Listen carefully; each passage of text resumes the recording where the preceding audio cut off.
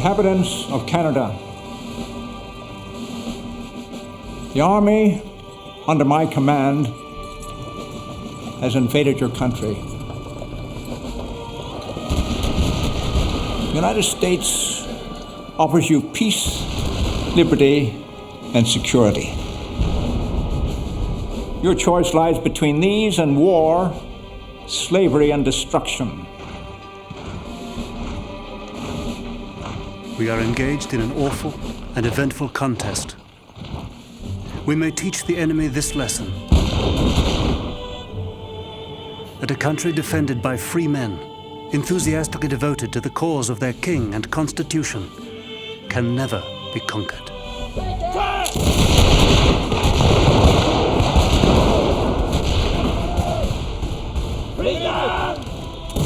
The Americans. We know them to have always been the enemy of the Aboriginal nations. We shall participate in the shout of victory or in the grave.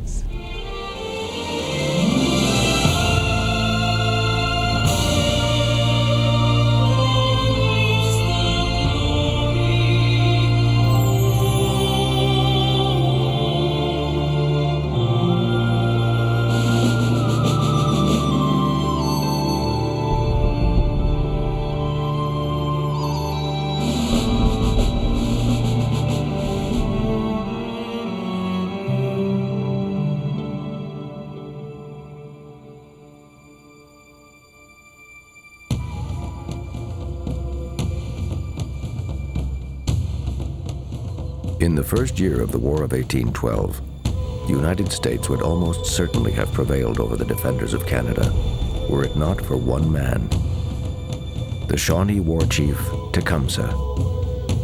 His name is wrapped in myth and legend, but this much is known to be true.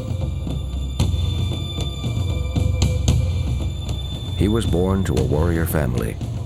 His father killed defending Shawnee land against a white settler army. In the archival records, friend and foe alike remember his natural eloquence, his chivalry towards the unarmed, his courage in battle.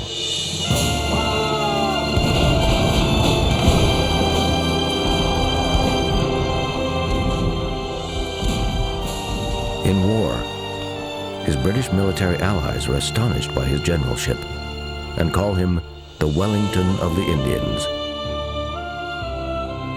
The Shawnee took it as a sign from heaven that a comet blazed across the sky at the moment of his birth. The name Tecumseh means shooting star. I am Shawnee. My forefathers were warriors. Their son is a warrior. Once, there was no white man on this continent. It all belonged to red men. Once a happy race, since made miserable by the white people, who were never contented, always encroaching.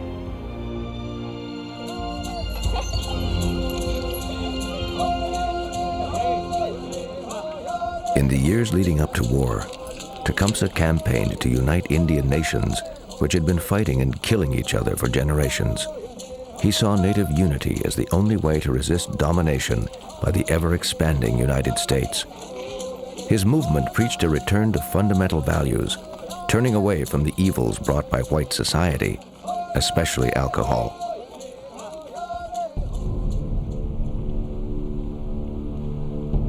The Shawnee chief established a model commune on the banks of the Tippecanoe River in Indiana. It was called Prophetstown. His fame spread far and wide to chiefs like John Norton of the Grand River Mohawks in Upper Canada. This is the word about Tecumseh. He denies the validity of all treaties. He says the Great Spirit has given Aboriginal natives the soil they possess. This should be defended even at the expense of their lives.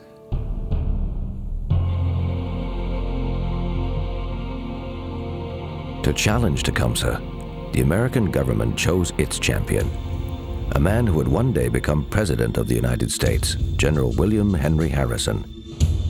Harrison realized that this was an Indian leader unlike any he had dealt with before. The implicit obedience and respect which the followers of Tecumseh pay to him is really astonishing, and more than any other circumstance bespeaks him one of those uncommon geniuses which spring up occasionally to produce revolutions and overturn the established order of things.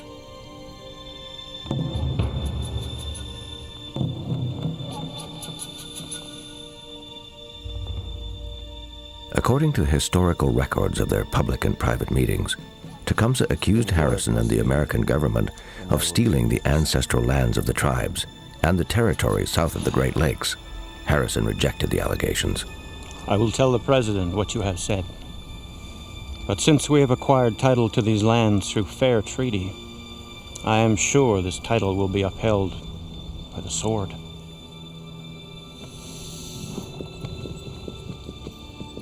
Tecumseh made a strategic error in one encounter with Harrison. The Shawnee chief revealed that he was going off on an extended visit to Indian tribes in the southern United States. Harrison decided to turn Tecumseh's absence to his military advantage.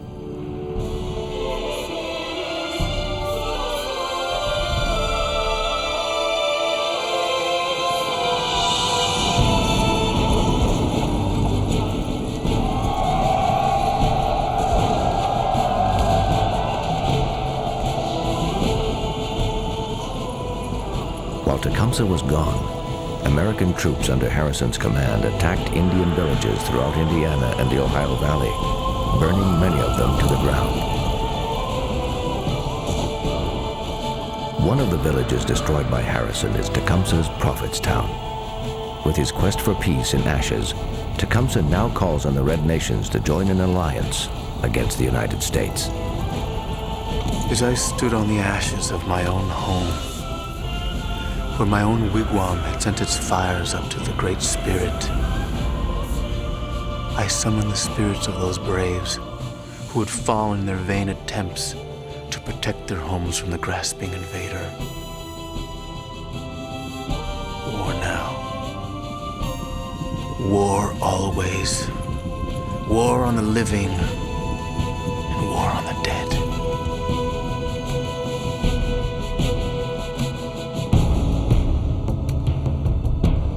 From the Mohawks in the north to the Creeks in the south, the First Nations answer Tecumseh's call to arms. If we side with the British in the coming battles, we will gain our country. They enter the War of 1812 on the British and Canadian side and play a key role in early victories over the Americans at Fort Mackinac and at Detroit. The Michigan Territory is reattached to the British Empire and promised to the Indians as a possible independent native nation in North America.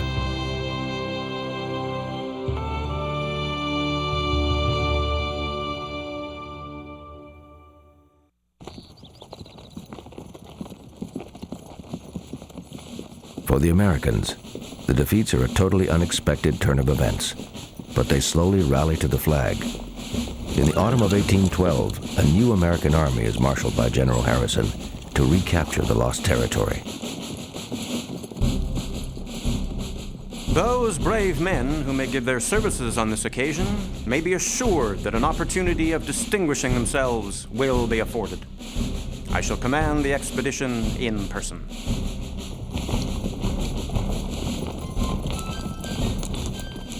Hundreds of American volunteers pour into Indiana. Many are drawn by the reputation of General Harrison. Among the legions arriving from Kentucky is Private Billy Atherton. General Harrison addressed the whole army in a most thrilling speech that kindled in the breasts of the men an increased desire to meet the enemy and a willingness to endure any privations they might be called to suffer.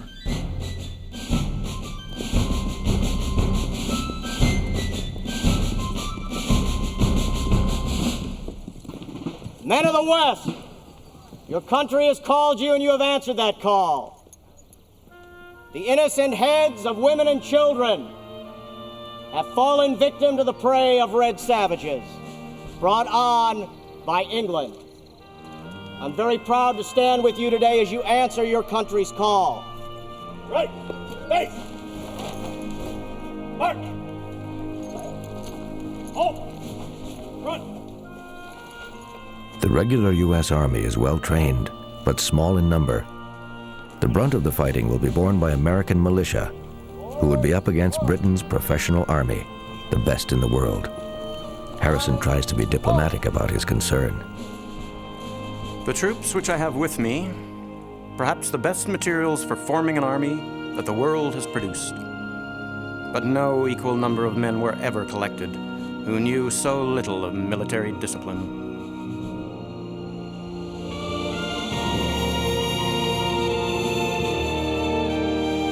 In the American capital, the politicians are astounded by the early defeats of the U.S. Army. President James Madison has drastically underestimated the power of the First Nations, now siding with the British against him. His hopes and his political future are riding on William Henry Harrison. Harrison has a prospect of doing something towards retrieving the campaign. The force under his command will at least save the military character of the nation, will satisfy Great Britain that the tendency of defeat is to rouse, not depress the American spirit, and will stamp deep on the Indian mind the little security they have in British protection.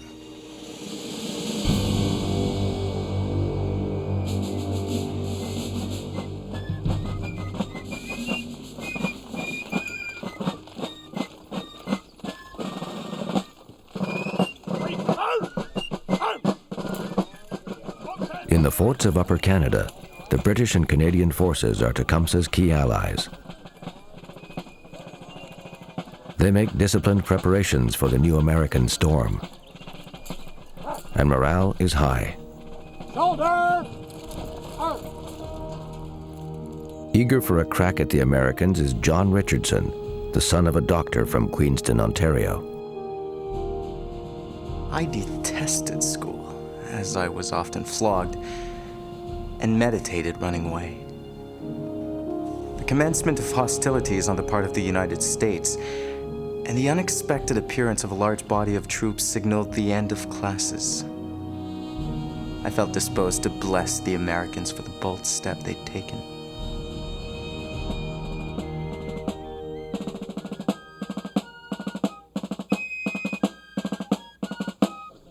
All out for parade! Look lively now!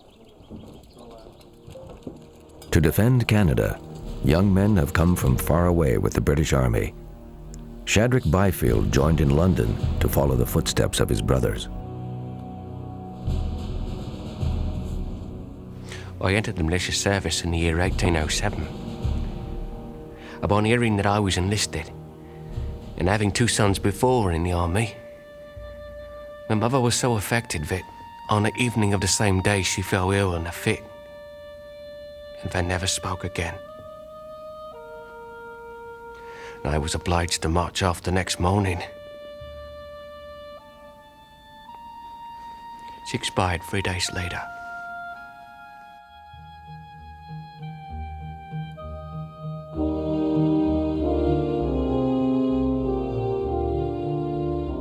It is late in the year 1812. The U.S. presidential orders to recapture the Northwest were easy to write, but moving armies north across a rugged frontier turns out to be a daunting affair for General Harrison.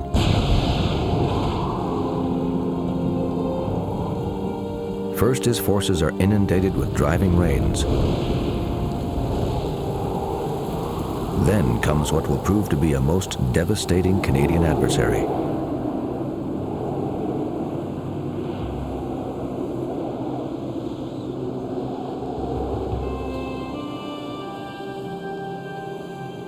The Canadians and the British have made some preparations to fight in the snow. The Americans have not. There is nothing that gives me more apprehension than the destitute condition of many of my men in clothing and blankets. It appears to me that it is impossible for them to act in such a climate as that of Canada without warm clothing.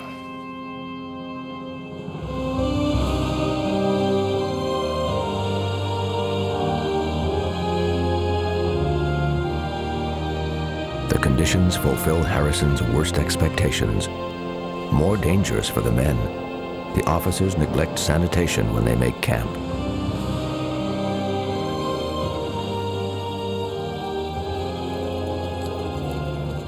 We are called to contend with severe weather, which not only prevents the necessary supply of provisions from reaching us, but in our thinly clad condition, it becomes very oppressive. The men are very sickly. Typhus fever is raging with violence. 3 or 4 are dying every day. Upward of 300 are on the sick list at one time.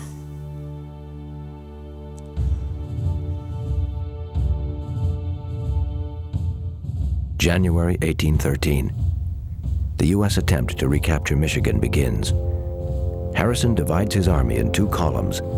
He leads one northeast to Upper Sandusky, while a second column, under General James Winchester, pushes up further west. The plan is for the columns to stay close enough to support each other. But an overconfident Winchester moves ahead on his own, up to the settlement at Frenchtown on the River Raisin.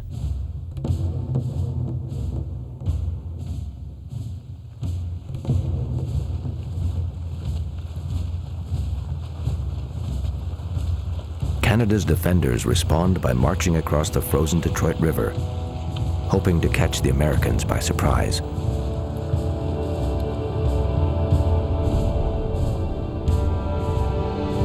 Early morning, January 21st, 1813.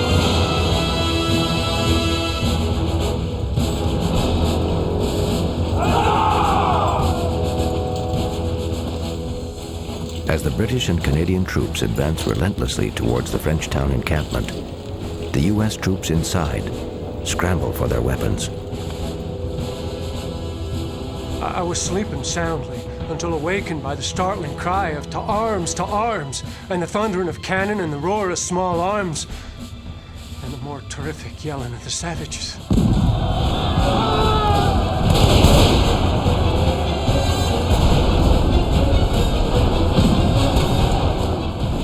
In the battle, 290 Americans are killed.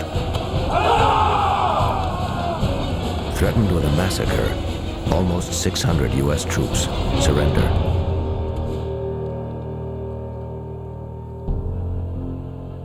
General Harrison has a disaster on his hands. He promptly blames the entire debacle on his subordinate, General Winchester. It is with the deepest regret that I have to inform you, sir, that the detachment under General Winchester has been entirely destroyed by an Indian and British force on the morning of the 22nd at the River Raisin. The movement which led to it was not only without my knowledge or consent, but entirely at variance with the instructions that I had given to General Winchester.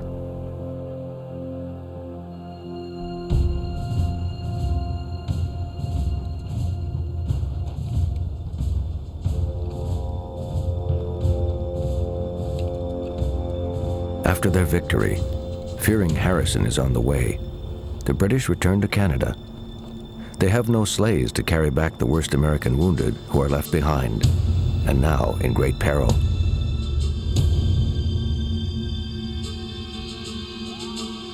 The U.S. soldiers are now prisoners of Indian people who had suffered much at the hands of American frontiersmen. One of the American captives is Billy Atherton. The door to our room was forced open by an Indian who entered with a tomahawk in his hand, ready to commence his bloody work.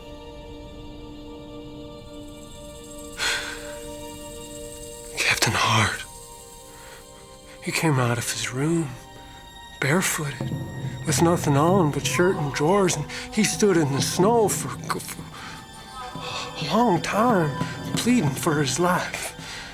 He said to the Indian, he said, "If you agree to take me away, I'll give you a horse or $100. And the Indian said, "I cannot take you."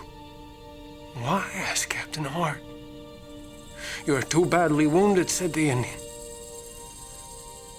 Captain or asked them what they intended to do with them. Boys, said the Indian, raising himself up, you are all to be killed.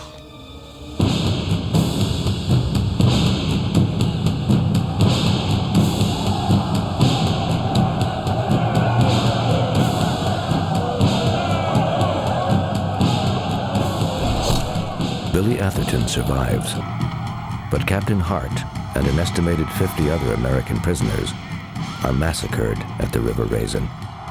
Such are the allies of a power which boasts its attainments in every art and science, and such the war associates of British officers who claim distinction for their nice feelings and delicate sense of honor. Defenders of Canada make no apology for their alliance with the native warriors. John Richardson. The act of aggression was not ours. We declared no war against America. We raised no armies to invade her soil. But we availed ourselves of that right, common to every weak power. The right of repelling acts of aggression by every means within our reach.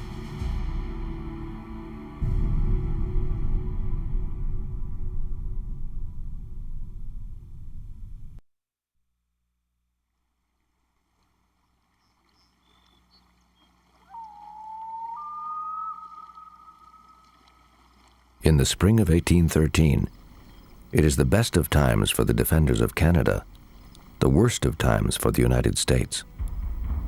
Instead of presiding over reclaimed Michigan territory, Harrison's army is hunkered down at Fort Meigs on the Miami River, rebuilding, not yet strong enough to venture forth. In control of the territory is the Canadian Alliance, stationed at Fort Malden.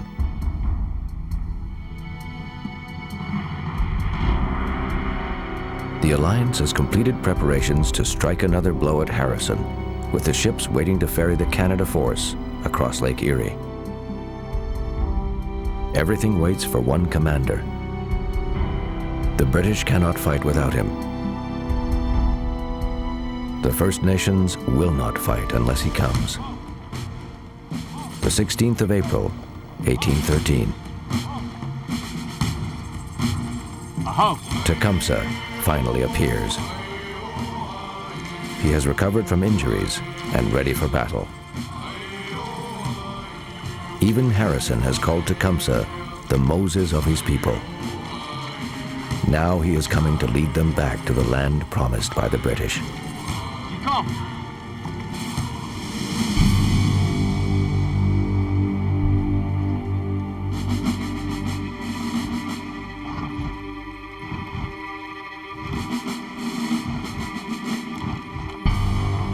The British, First Nations, and Canadian Alliance make a formidable army. Their plan? To strike at Harrison before the United States can build an overpowering force against Canada. Their target is Fort Meigs.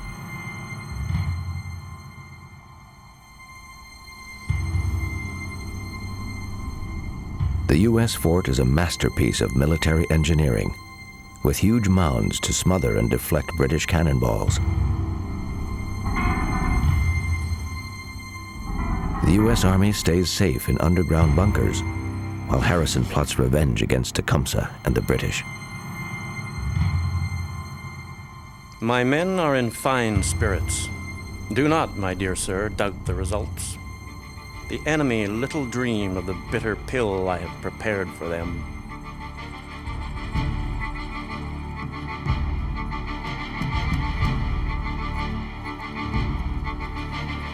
Tecumseh is every bit as determined. Before the battle, he vows to capture Harrison personally, to make him pay for the death and destruction at Prophetstown. Brush from your eyes the sleep of slavery, and strike for vengeance and for your land. Many red men have fallen, just as the leaves now fall. I hear their voices in the aged pines. Will no son of these brave men strike at the pale face and quiet these complaining ghosts.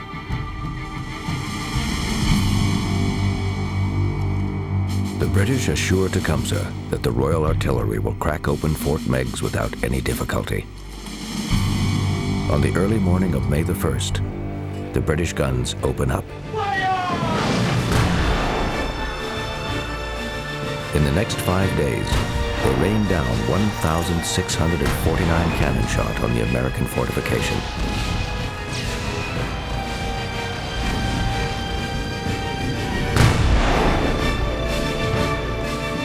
When the smoke clears, the American fortifications are unbroken.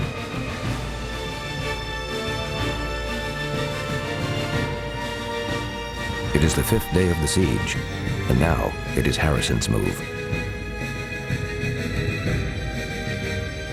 Downriver, 1,400 American reinforcements, the Kentucky militia, are on the way to lift the siege. They ambush the Canada force from behind. The First Nations retreat, but Tecumseh proves once again why he is such a dangerous adversary. Outnumbered, Tecumseh withdraws with his men deeper into the woods, enticing the Americans to chase after him. Much to Harrison's dismay, the U.S. reinforcements swallow the bait. Before Harrison can stop them, the Kentucky regulars and militia set off after the Indians. The pursuit leads them 2 miles into the forest.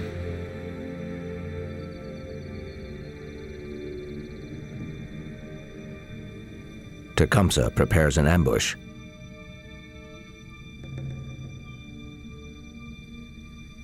The Kentucky troops stumble into it.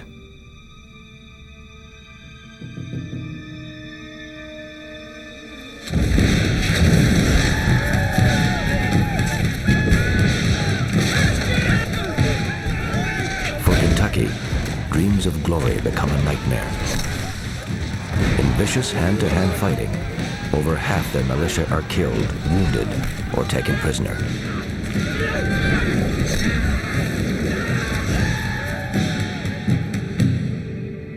By the end, Kentucky provides only 5% of the troops in the War of 1812, but suffers 64% of all the combat dead.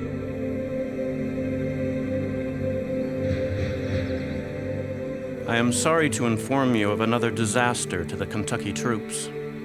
Not indeed bearing any comparison to that of the River Raisin in point of killed and wounded, but exceeding it as to the number of prisoners.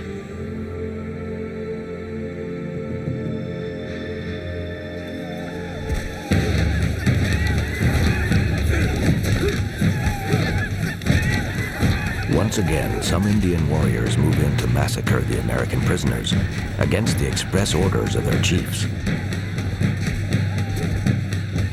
A worthless Chippewa of Detroit, having with him a number of wretches like himself, who did not have the courage to kill their enemies while in arms, assail the unfortunate prisoners. This time, Tecumseh is alerted that a massacre has begun. Tecumseh, apprised of what was happening, rode up at full speed and raised his tomahawk, threatening to destroy the first man who resisted his injunction to desist. Never did Tecumseh shine more truly, as merciful as he was courageous. Although war was his idol, the element in which he lived, his heart was formed with the nobler impulses of the warrior.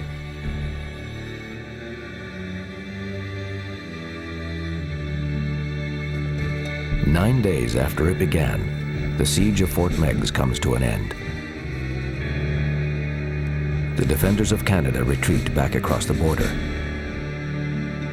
They have bloodied Harrison, but have not defeated him.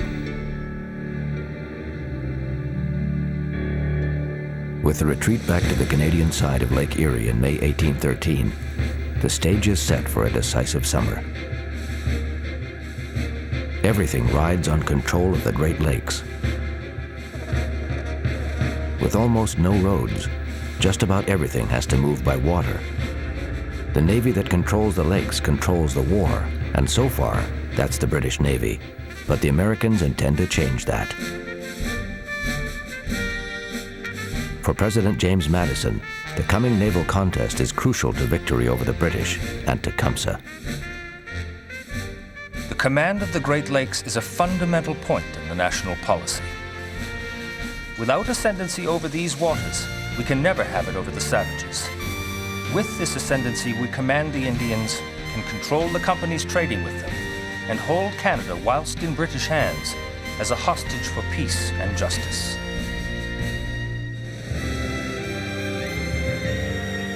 The task of constructing a powerful new American fleet on Lake Erie is assigned to a 27-year-old naval officer named Oliver Perry.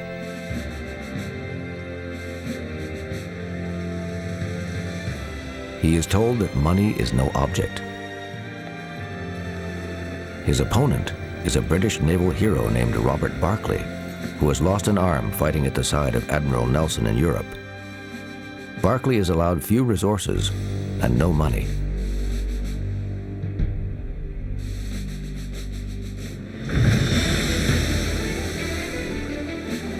In early September 1813, the British captain Barclay leads his armada of 6 ships and 63 guns onto Lake Erie to meet the Americans.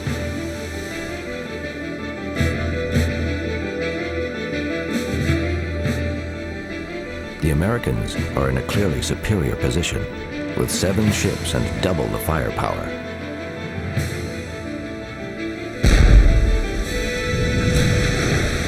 The 10th of September, morning, an immense naval battle on a lake, one of the most important actions of the War of 1812. Our fleet has beyond all doubt met that of the enemy. An incessant and tremendous cannonading has been heard. I am all anxiety for the event.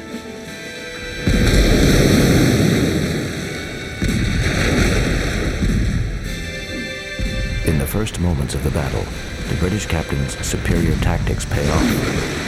Murderous fire dismasts the American flagship. 85% of its crew is killed or wounded.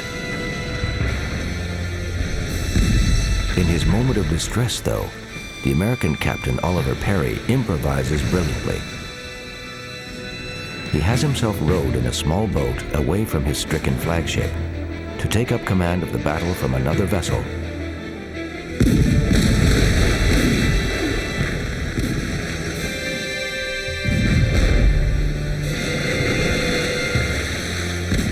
Superior American firepower is brought to bear, and within a few minutes, the British ships are all disabled and forced to surrender.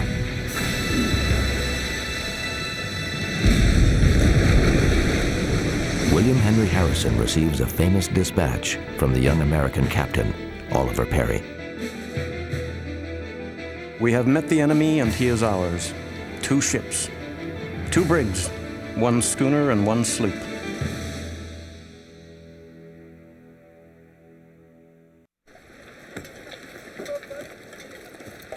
At the Canadian forts, the defeat on Lake Erie brings panic. They are now vulnerable to an American invasion across the lake. The troops are ordered to prepare for an immediate retreat.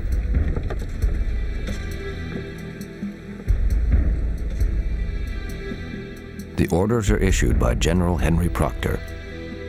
He is the British officer who failed to crack Fort Meigs.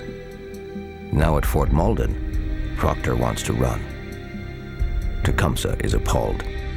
You always told us you would never draw your foot off of British ground. And now we see you are drawing back.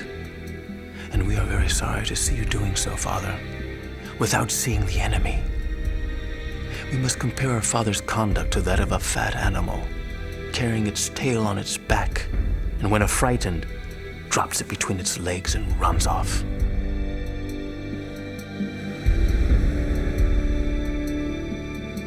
On September the 27th, as the American invasion force sails across Lake Erie, they report seeing Tecumseh riding along the shore as a sign of defiance.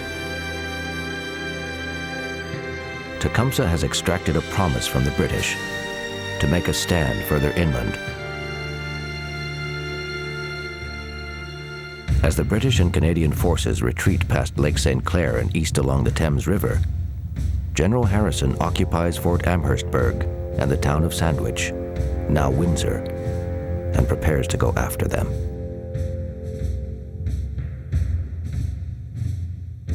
I have the honor to inform you that I landed the army under my command about 3 miles below this place without opposition. I will pursue the enemy tomorrow.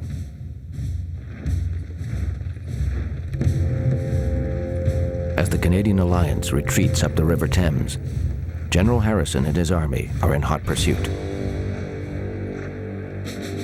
October the 4th, 1813. The Redcoats reach Moravian town on the Thames River. The British, under pressure from Tecumseh, agree finally to make a stand and fight it out.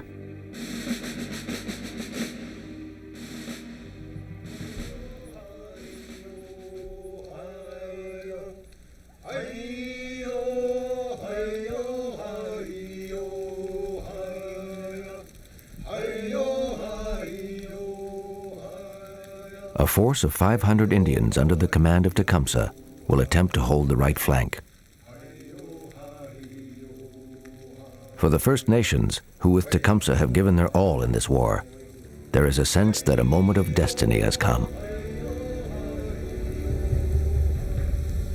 Tecumseh also has a message for the defenders of Canada and their general. Father, tell your young men to be firm, and all will be well. As for us, our lives are in the hands of the Great Spirit. We are determined to defend our lands or leave our bones upon them.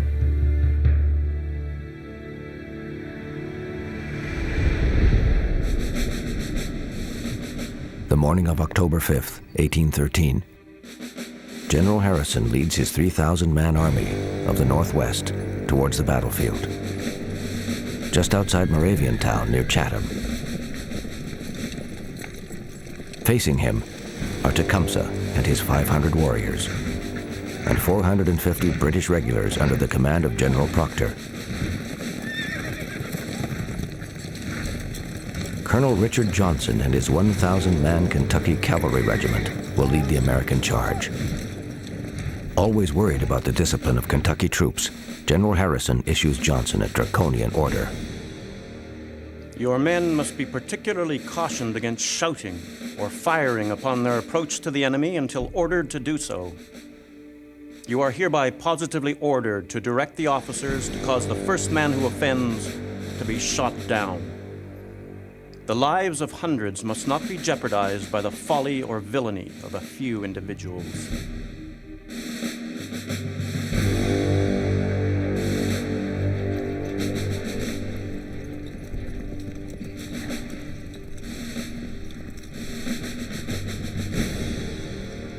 Only a few minutes before the American bugles rang through the forest, Tecumseh passed along our line, seemingly sanguine of success. He pressed the hand of each officer and made some remarks appropriate for the occasion, and then passed forever from our view.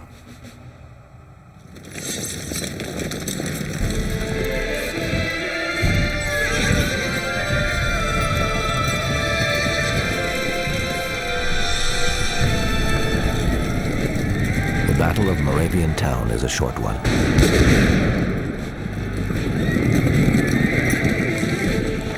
In the face of the charge, the British defense line wavers. It is not a proud moment for Shadrach Byfield. After exchanging a few shots, our men gave way.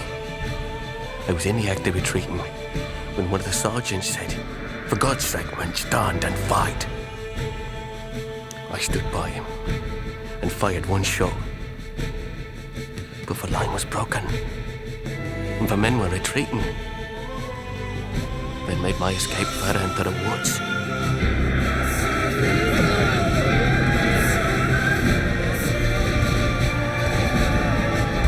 Deserted by the British, now the First Nations are once again on their own, sustaining the full force of the furious American attack. Over the sounds of battle, Tecumseh's voice could be heard, rallying the Indian people.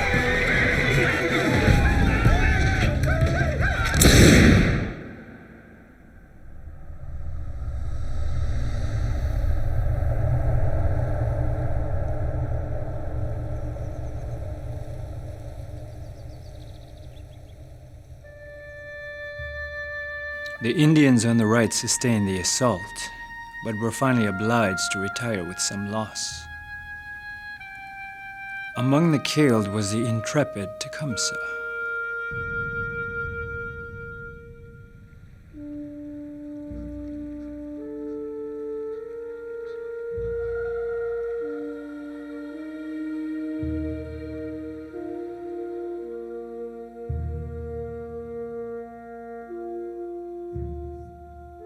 Tecumseh is certainly killed, wrote one of Harrison's officers.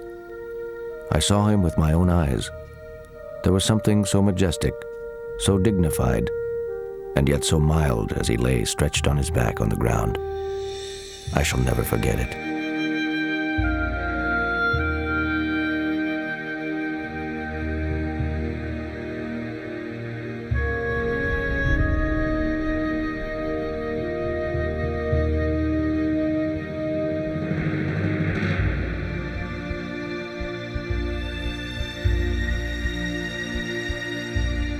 The Shawnee say that they rescued their chief's body and removed it from the battlefield, as was their custom, to allow his spirit to rest in peace.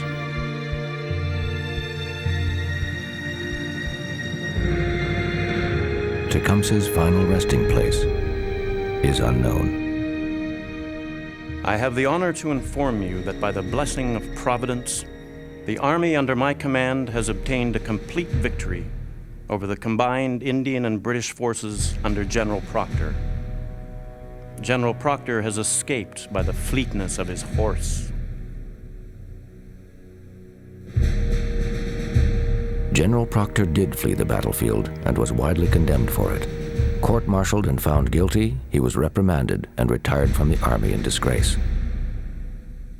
Ironically, General William Henry Harrison was also shunted aside after the battle, the victim of a power struggle in the American military. He went on, however, to become a congressman and then a senator, and finally, in 1840, President of the United States.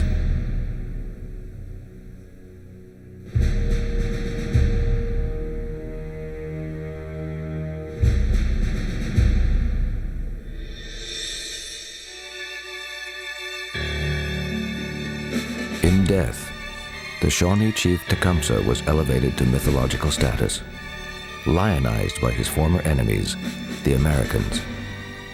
This one-ton marble sculpture, the Dying Tecumseh, is kept at the Smithsonian Museum in Washington.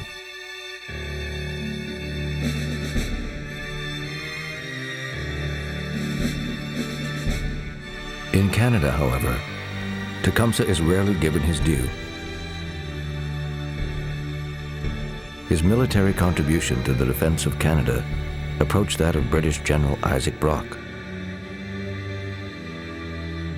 Brock is awarded a massive monument at Queenston Heights.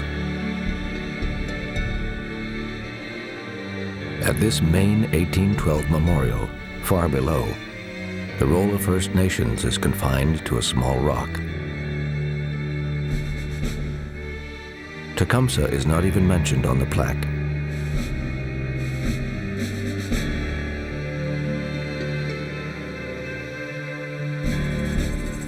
While he clearly was a savior of Canada, Tecumseh's own dream of a strong confederation of First Nations died with him.